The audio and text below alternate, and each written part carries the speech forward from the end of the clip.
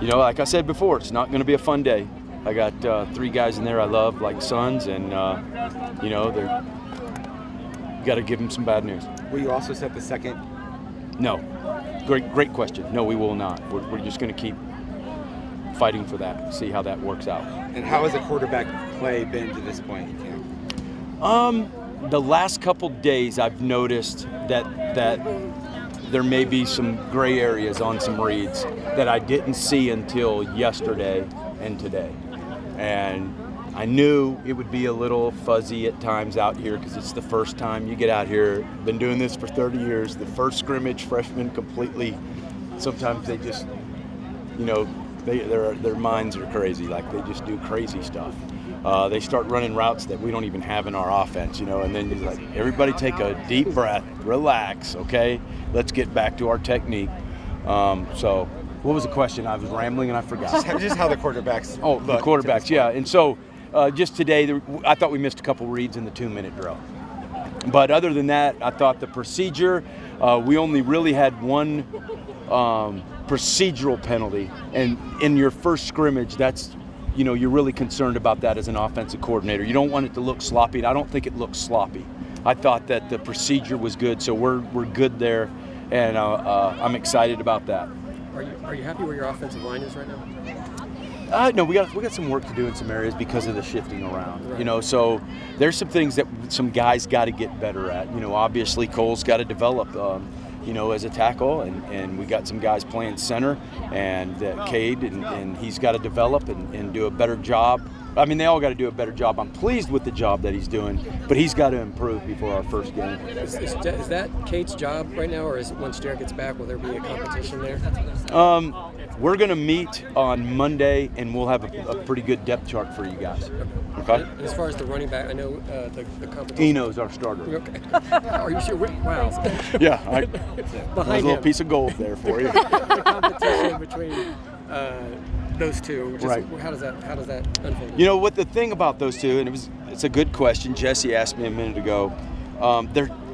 They both bring some different things to the table. So we might not ever say like this is our second team guy, this is our third team guy, but no, this guy will go in the game and do this. This guy comes in the game and does that. Okay. So that's kind of where we're at with those two guys because they're so different, and been very pleased with both of them. I know you've probably been answering questions about Ethan Long all week, but you know, when I take a look, you look like you have so much fun coaching the guy. Yes, I don't know if I've ever had a guy like him before that can handle, at that age, and coming on the scene and handle the volume of things he has to think about. He's on all the special teams. He's played fullback, wingback, quarterback, slot receiver. I mean, I just am blown away every day. I'm waiting for him to make a mistake, and he doesn't make mistakes.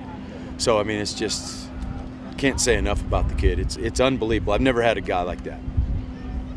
Your receivers, how do you just the depth from where you guys started, where you are now? How do you think that's shaped up? You know, Frank got a little banged up early and was out of practice, so that kind of hurt his development a little bit because Frank had some specific things that I really wanted him to work on. And then when you're thinking about your whatever you got going on, you know, in your legs, you're not thinking about your technique and top of the routes and things like that because, you know, me and Frank have talked extensively that we're trying to develop him into a complete wide receiver, not just the long ball guy that we throw it up to.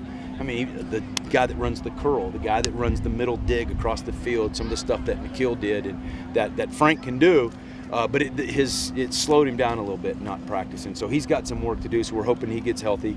But Kyle Williams, Brandon Ayuk, they're right where they need to be. But the big thing, you know, is the emergence of Jordan Curley over at Z. That's been probably the biggest surprise for me at that position.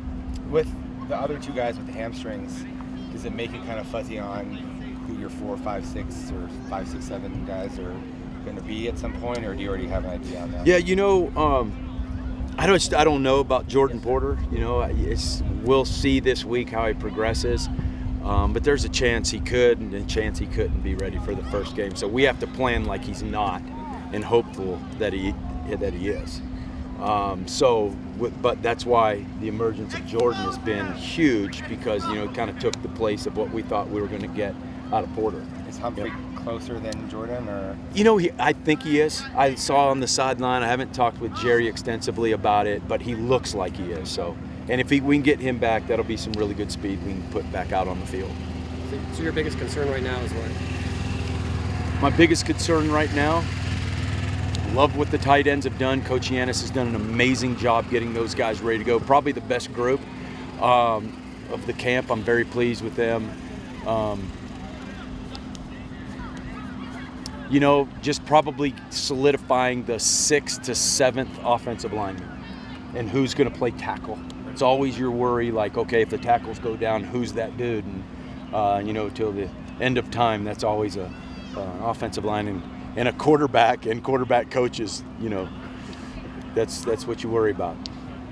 Thanks, Ron. Thank Yeah. Thank you. Thank you, guys.